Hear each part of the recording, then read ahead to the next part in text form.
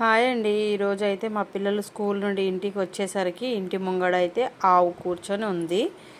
ఆవుకి ఏం పెట్టాలి మమ్మీ అని నన్ను అడిగితే పెట్టడానికి అయితే ఇంట్లో ఏం లేవు అని నేను చెప్తే మా అమ్మాయి మాత్రం ఇంట్లోకి వెళ్ళి ఫ్రిడ్జ్లో నుండి క్యాబేజ్ తీసుకొచ్చి దానికి తినిపిస్తుంది. మా అమ్మాయితో పాటు మా అబ్బాయి కూడా ఇంట్లో నుండి ఫ్రిడ్జ్లో నుండి తీసుకొచ్చి క్యాబేజీ వేసిర్రు. అది వేస్తూ ఉంటే వాళ్ళ అల్లరికి అయితే నాకైతే తలనొప్పి వచ్చింది. కానీ వాళ్ళ ఆవుకు పెట్టిన తర్వాత వాళ్ళ సంతోషం చూస్తే నాకు కూడా భలే ఆనందంగా అనిపించింది. పిల్లలు హ్యాపీగా ఉండడమే కదా మనం చేసేది. ఒక్కొక్కసారి పిల్లలు చేసే అల్లరి పనులు అనిపించినా అవి మనకెంతో తృప్తిని ఇస్తాయి. ఒక ఆవుకైతే ఆకలిని అయితే తీర్చిర్రు మా పిల్లలు.